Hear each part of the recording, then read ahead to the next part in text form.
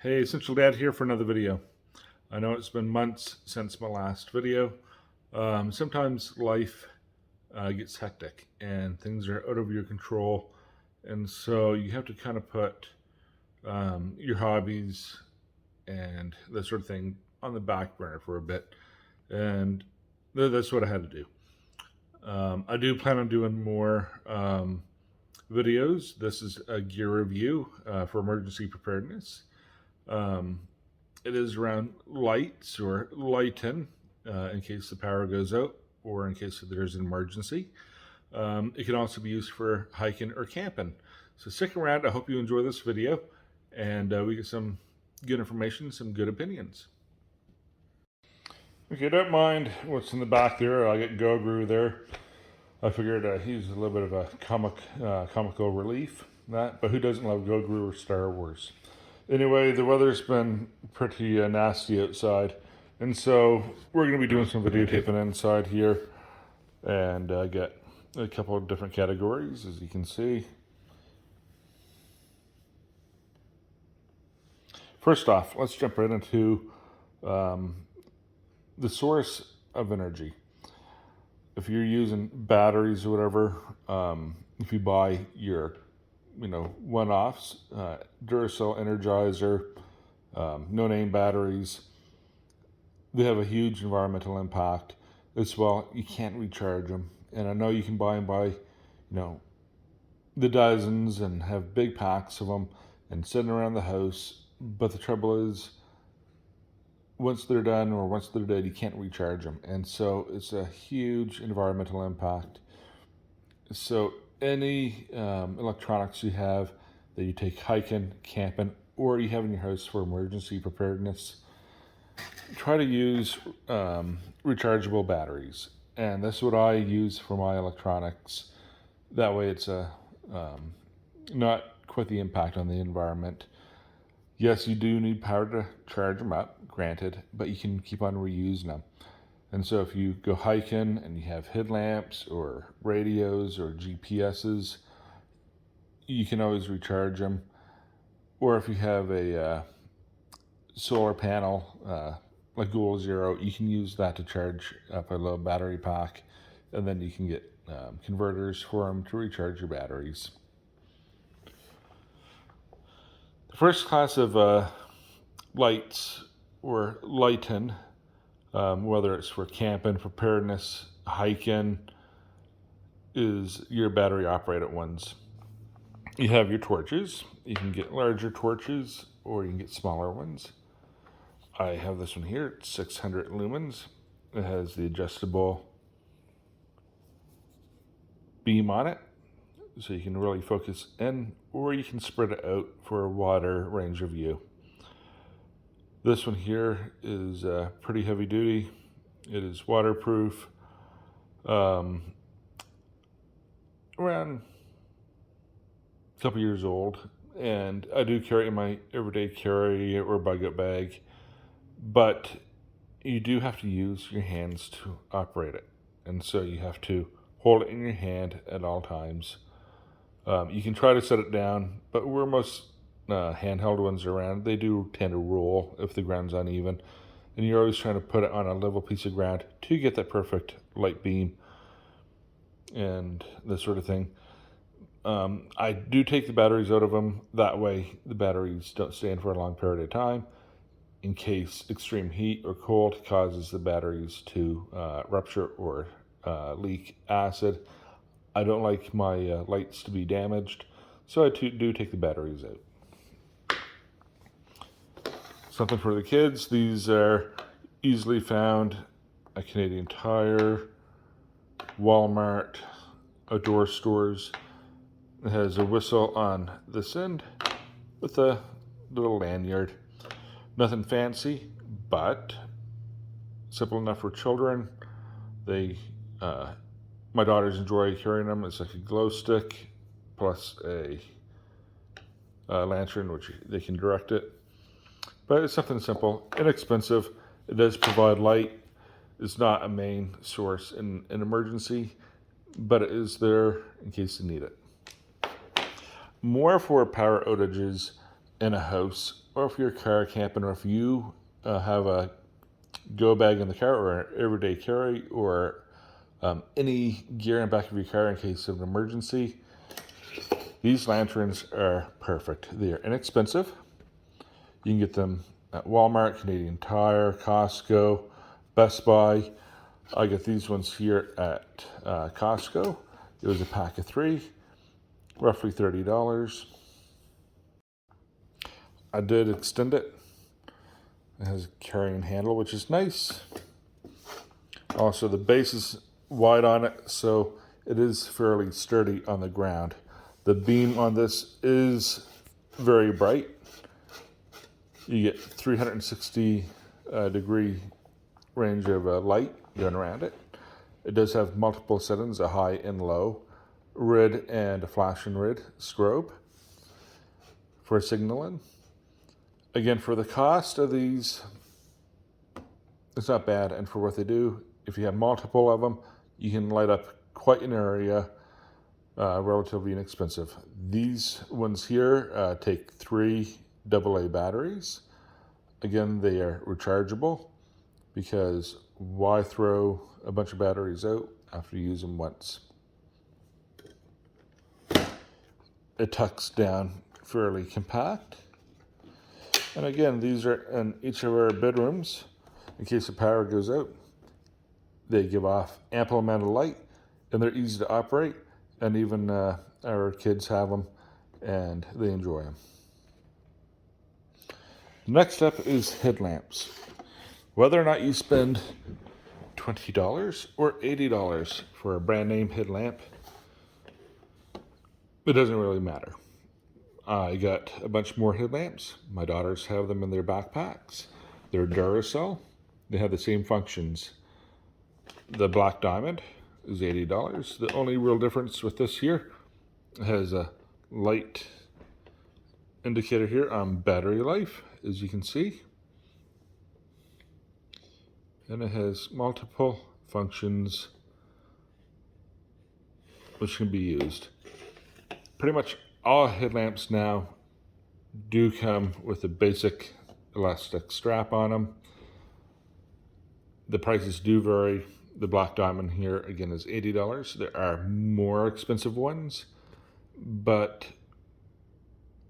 chances of something happening to them and damaging them, what's the difference between a $20 one and an $80 one? When, if you're hiking, you have it on your head, you're trying to get your way out. The life of the batteries lasting these here almost the exact same amount of time. And these here both have AAA batteries. They're all rechargeable batteries on the inside of them. You can get some of these headlamps that you have to plug in and recharge. You don't have to put batteries in them. But if you're recharging them anyhow by cord or a source of power, you might as well have the option of having batteries, because if you don't have a source of power, you can still come across batteries and change them out. If you rely on charging your headlamp as your only way of getting power to your headlamp, and you don't have a way to charge it, it doesn't serve much purpose. So batteries, rechargeable batteries at that. You can always recharge your batteries. You can use one-use batteries in a pinch if you have to. And there's your headlamps. But their ability to work and leave you with both hands to use while you're working with a nice beam of light out in front of you, that is key. That is why I use these mostly when I go camping or hiking, because my hands are free in front of me. Next up is our battery-free, no electricity way of lighting. In front of us we have our lamp. You have your glass mantle. You have your wick on the inside. You do want to buy extra wicks in case of an emergency. That way you have them on hand. These are fairly inexpensive. $5 for a pack of 3. Pick up 4 or 5 packs. Lasts you forever. Oil, again, you get almost 2 liters of oil for $18. I get a bunch of those kicking around, so I'm good for oil. The lamps, they vary in price between $20, where you can get two for $30 or more. Garage sales have them. They're easy to pick up. The great idea about these is they don't need any electricity at all. You don't have to worry about batteries. You don't have to worry about charging them. They might not be as bright, but you do have light, and they're safe inside the house. They're safe inside of a cottage or trailer, and it gives off a nice light, a nice soft light. So if you are worried about environmental impact of batteries, whatever, this year doesn't need any batteries. So after your batteries die, guess what? This year will burn and burn and burn and burn, and it'll last for as long as you get wicks and oil. It'll last as long as that. Same as my candle lantern. I have opened it up. As you can see, it's a single candle on the inside. You can buy the reflector that goes around it. I just use a piece of tin foil, and it reflects it back to me just fine. I don't have to buy a reflector for it. It has a vent up here. If you hold your hand up around it, you can get a fair amount of heat from it when it is going. It does get hot. You can see the discoloration from it. You can also get the candle lanterns that have 3 or 4. I believe I've seen one with 5 of these candles inside of it, and they will give off much more light than what this one here will. I get this one here for a single man tent, and if it gets a little bit chilly at night, or I just want a little bit of softer light, I will light this in a safe manner, and I will hang it from the top of the tent so it doesn't get too close to the tent fabric, but it gives me a little bit of light. It does give me a little bit more heat in my tent. It gets the moisture out on those type of nights. But a candle lantern is a nice way to go. You don't need batteries. If they get wet, they will still work. When they're wet, you just dry off the wick. But candles are an amazing tool and should be in everyone's preps. Now, my last option I'm going to use for light, actually, let me correct that. I will go back. It's not my last option. If I'm outside camping, the oldest form of light probably is fires. If you're at a base camp, or if you have a house with a fireplace in it and it's functional, you can use your fireplace for light. You can also use it for a source of heat, a way to cook. And if you get plenty of wood around, there's your fuel source. So if you have a fireplace, you're golden. If you're in the woods hiking, or you get lost, or you're camping, you're going to need fire anyhow to boil water, to keep warm, to cook, and the fire will give you light. So I don't want to say that this is the last option for light, because the most primitive is fires. Here we have emergency radios. I've had this one here for at least 8 years. That is an 18 radio. Canadian Tire had them on sale. They had them in, it was a big Ontario, Preparedness Week. They had Preparedness Weeks in Ontario for each municipality. And so these start popping up. And I got the smallest one because I will sometimes throw this into my backpack if I'm hiking or if I'm canoeing, because it is always good to know what's blowing in. If there's a storm coming and you didn't expect it, or you missed the weather forecast and you see the clouds get real dark, this here is a great way to keep informed. For preparedness, if something happens, a natural disaster, earthquake, or you got torrential rains coming in, tornadoes, hurricanes, and it knocks out the power, your radio communication will always be handy. If your cell phone is dead and you get no way to charge it, the emergency radios have cranks on the back of them. Here's this one here. And here's this one here. You can crank the radios and it'll create power so you can operate your radio or you can operate your light.